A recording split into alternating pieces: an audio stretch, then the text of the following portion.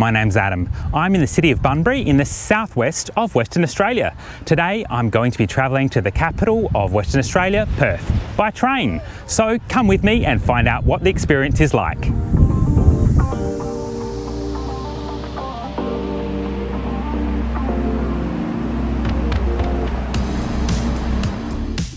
Bunbury is the third biggest city in Western Australia after Perth and Pinjarra, with a population of about 75,000 people, and is home to one of Australia's largest regional shipping ports. The train to Perth takes 2.5 hours to cover a distance of 181 kilometres. Trains used to operate from a station close to the city centre, but the old station was closed in 1985 when a new terminal opened about 4 kilometres to the southeast. So we'll need to take a bus to Bunbury Terminal. The bus ride is included in the train fare. The terminal has an air-conditioned waiting area, toilets, water and a ticket office. That's our train, the Australind, a narrow-gauge diesel multiple unit. These trains were introduced in 1987 and designed to have a 30-year life, so are currently 4 years past their retirement date. In recent years, these trains have been increasingly beset by mechanical problems, often having to be taken out of service and replaced by a bus. The trains were refurbished in 2007 and again in 2010-11. Most of the railways in Western Australia are narrow gauge, which is generally cheaper to build and run than standard or broad gauge. The West Australian Government is building 6 new railcars to replace the current ones. They're expected to enter service in 2023 for a cost of $54 million. Sadly, today's train has been vandalised. Time to hop aboard. You need a reservation to travel. Staff will check your details on boarding and direct you to your seat. The Australind runs twice a day in each direction. I'm sitting in car 1 at the rear of the train. Here's a quick look at the seats.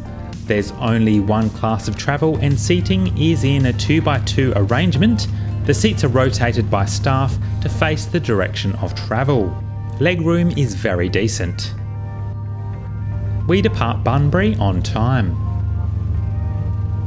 Intriguingly, the train is named after a town it doesn't even serve.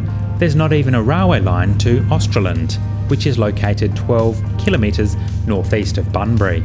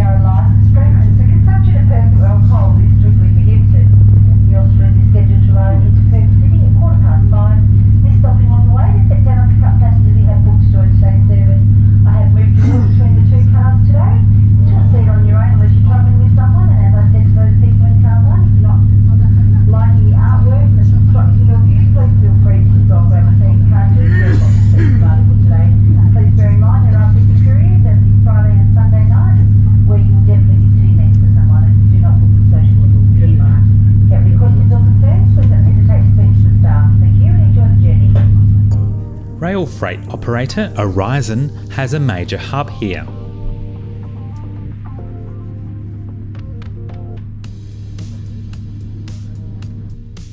I decided to take up the offer of moving to car 2, partly to avoid the graffiti on the windows but also to get away from a fellow passenger with an annoying cough. The South Western Railway over which we're travelling is also used to haul alumina and bauxite.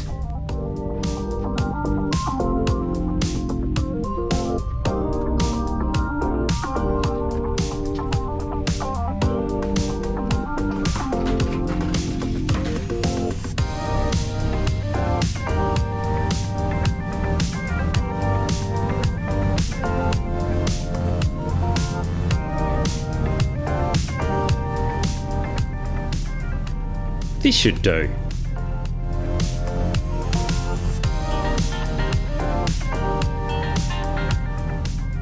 This is where the Australind cars are stored. I filmed this on my way to Bunbury.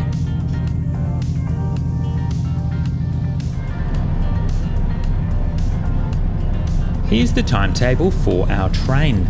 Most of the stations are request stops, meaning we'll only stop if someone is booked to get on or off. You'll note the diesel engines are quite loud.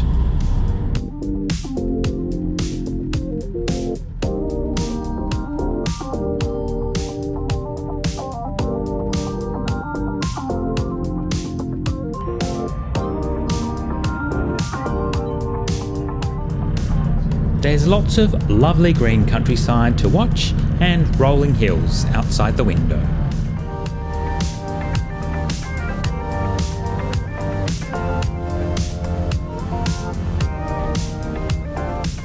Our first stop is Brunswick Junction. The area is home to many dairy farms and known for butter and cheese production.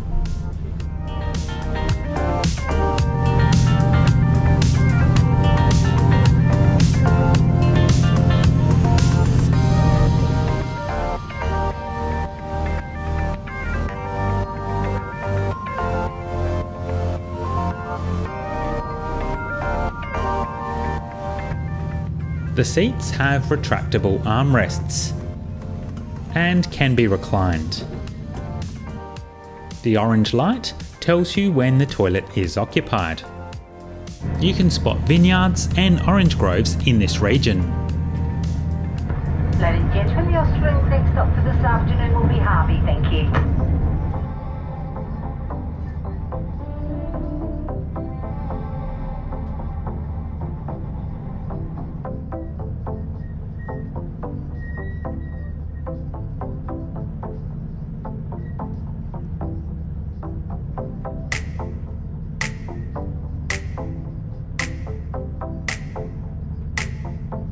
You might notice that only a small part of the platform is used for boarding.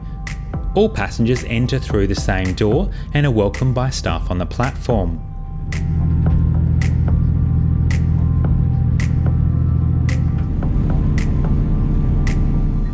Let's continue looking at the seat. There's a small seat back pocket and a large tray table. Each seat has an overhead reading lamp. The train is air conditioned, but there's no individual air vents. There's no USB ports, Wi-Fi or entertainment system, but that's not really surprising given these trains are more than 30 years old. Cookernup is a small agricultural town. There's also an alumina refinery nearby.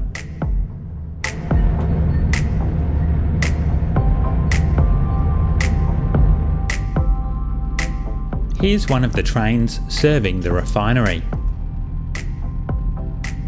I got a shot of the same train on the bus to Bunbury.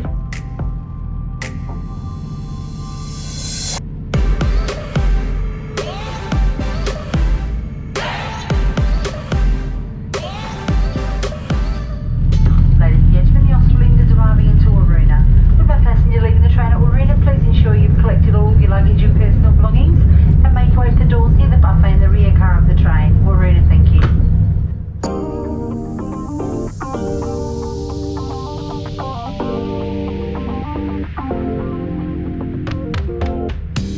Waroona is mostly known for agriculture and tourism, the region being popular for weekend trips from Perth.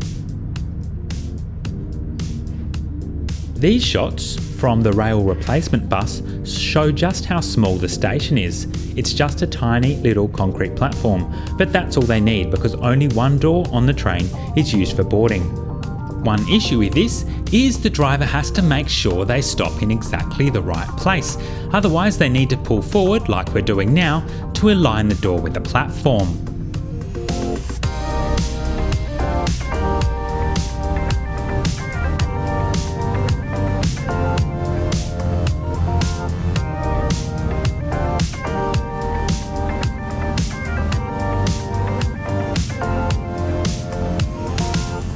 Time to check out the lavatory.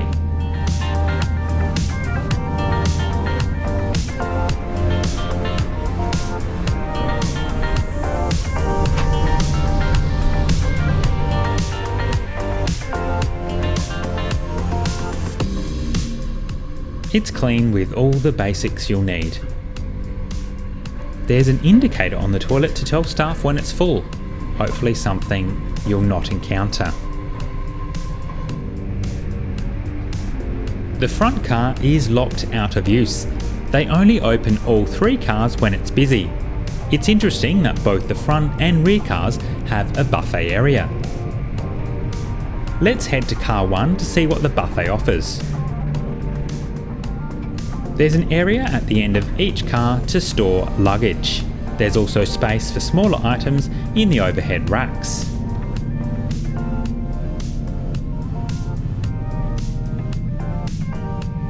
The staff were very friendly and happy to let me film. The menu includes hot food such as toasted sandwiches, pies and pasties, all reasonably priced. I'll include a link to the menu in the description if you want to take a closer look.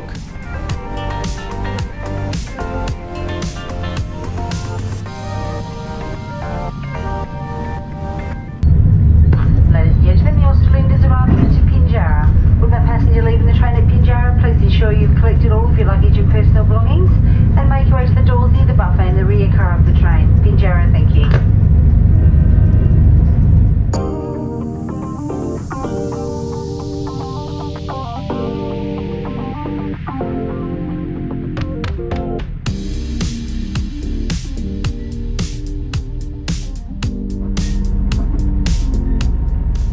Pinjarra is home to a heritage railway, the Hotham Valley Railway.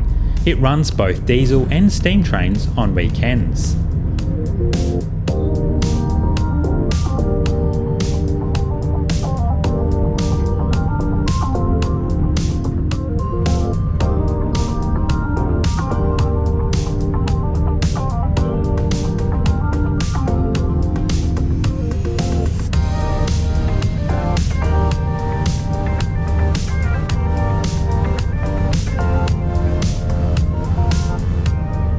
The staff advise over the PA that we have a small technical problem with one of the engines and it needs to be restarted.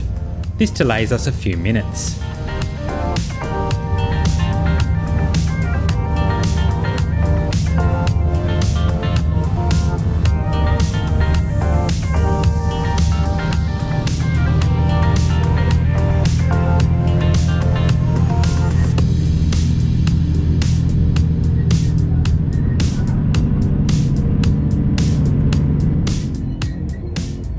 I bought this Jacobs Creek Chardonnay from the buffet for $8.50. Even in Western Australia, the wine is from my home, South Australia.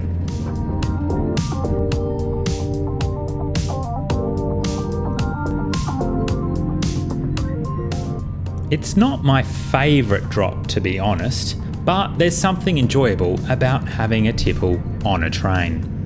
I know to order the red wine on my next train trip, the Prospector to Kalgoorlie. Just like on a plane, there's a safety card in the seat back pocket.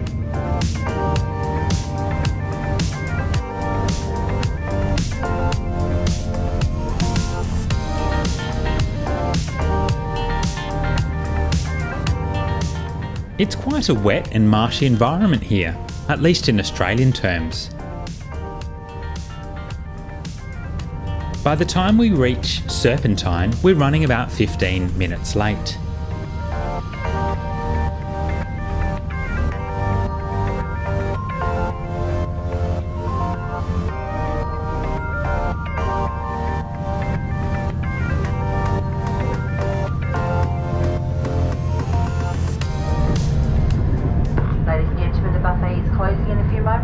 Anybody requiring any further refreshments, would you please start making your way to the buffet now? Thank you. The buffet closes as we reach Byford on the southeastern edge of Perth. Perth's electrified suburban rail network is going to be extended 8 kilometres to Byford in a $635 million project that should be completed in 2024. Ladies and gentlemen, the Australind is arriving into Armadale. Would all passengers leaving the train at Armadale please ensure you've collected all of your luggage and personal belongings and make your way to the doors near the buffet in the rear car of the train. Armadale, thank you.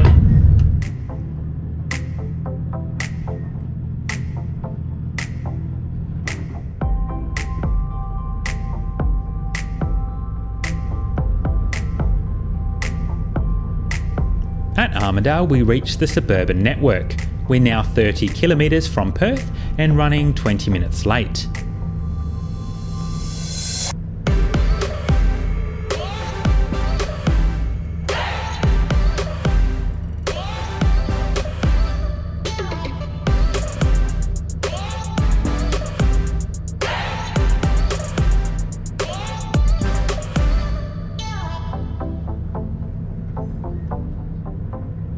We get stuck behind a stopping suburban service, further delaying our arrival.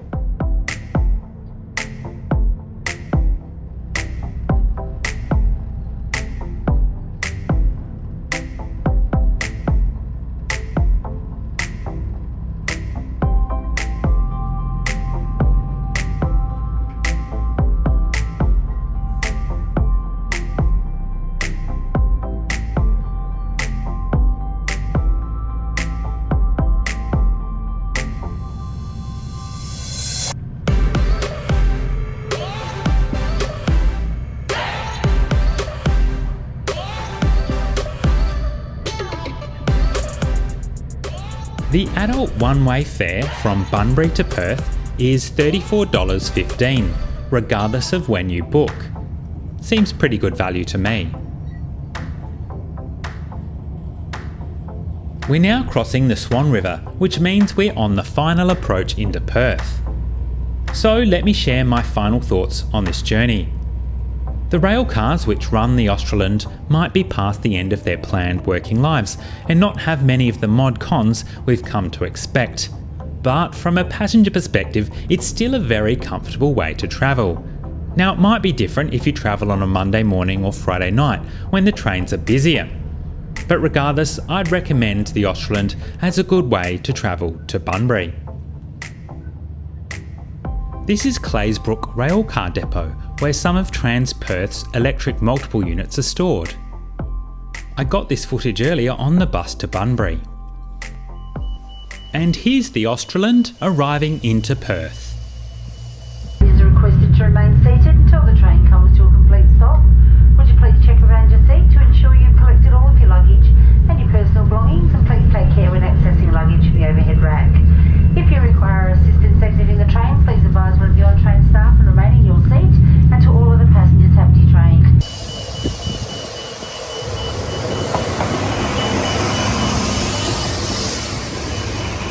Then one of our staff members will be happy to assist you. We remind you there is a gap between the train and the platform, so please take care when leaving, especially those passengers travelling with small children. Bookings are essential on all TransWA services, and there is a TransWA booking centre located at the main entrance to the Perth City train station.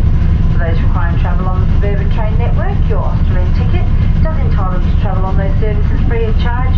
You will need to purchase another ticket if you are travelling on the TransPerth bus service. And for those requiring a taxi, the taxi rank is located outside the exit point from platform 3, which is where the Australind pulls into on Wellington Street.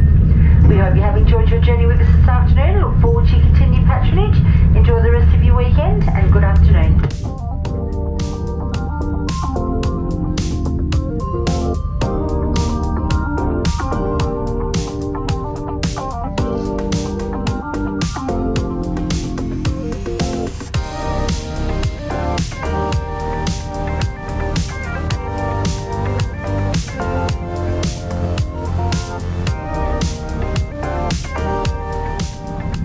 Here's a final look inside the train. I have to commend the staff, they were really friendly.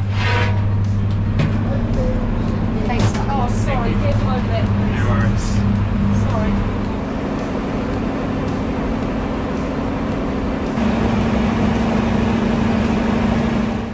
Perth Station features these unusual structures over the train. They are vents for the diesel exhaust.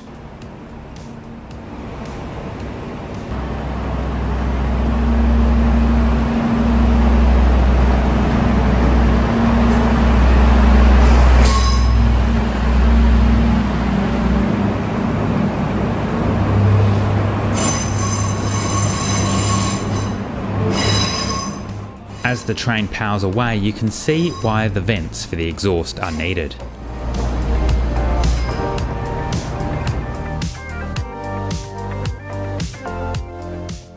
I hope you enjoyed watching this video as much as I enjoyed making it. If so, please hit the like button and subscribe so you don't miss my next video, which will be travelling to the goldfield city of Kalgoorlie on the Prospector. See you soon.